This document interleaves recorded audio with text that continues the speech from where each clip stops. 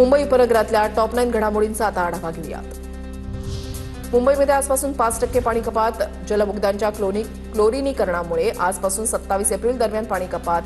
कुर्ला, चेंबूर, घाटकोपरसह दक्षिण मुंबईतील अनेक विभागात पाणी कपात लागू होणार। पालिकेकडून नागरिकांना पाणी जपून वापरण्याचं आवाहन। लहान मुलाला कडेवर घेऊन 100 रिक्षा थांबवण्याचा प्रयत्न, मात्र एक जणही थांबला नाही। डोंबिवलीमध्ये रिक्षावाल्यांच्या मनमानीचा संतापजनक प्रकार समोर। लांबच्या भाड्यांना प्राधान्य देत असल्यानं मनमानी। डोंबिवलीमध्ये पुन्हा एकदा रिक्षा चालकांचा प्रश्न पेटण्याची शक्यता।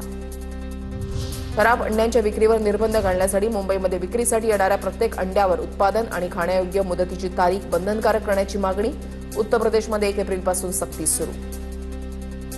मिसिंग लिंकचं काम पूर्णत्वाच्या उंबरठ्यावर। मिसिंग लिंकवरील वाहतूक महाराष्ट्र दिनापासून सुरू करण्याचे प्रयत्न। या प्रकल्पामुळे मुंबई पुणे प्रवासात 30 मिनिटांचा वेळ वाचणार।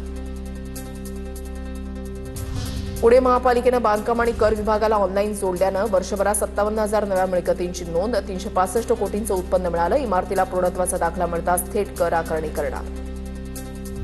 पुण्यामध्ये ग्राहकांची पेट्रोल डिझेल वाहनांनाच पसंती। विद्युत वाहनांच्या विक्रीमध्ये मात्र मोठी घट। गेल्या वर्षीच्या तुलनेमध्ये यंदा केवळ 228 दुचाकी आणि 78 ई4 चाकींची विक्री।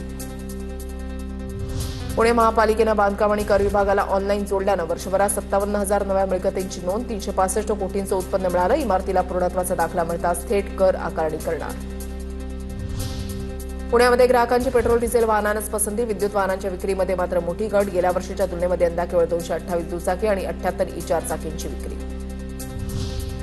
अल निनोमुळे यंदा पावसाचं प्रमाण कमी राहण्याची शक्यता। खरीप हंगामाच्या पूर्वतयारीसाठी पुण्यामध्ये राज्यस्तरीय कार्यशाळा। बैठकीला कृषी मंत्री दत्तात्रय भरणेसह कृषी विभागाचे वरिष्ठ अधिकारी आणि कुलगुरू उपस्थित।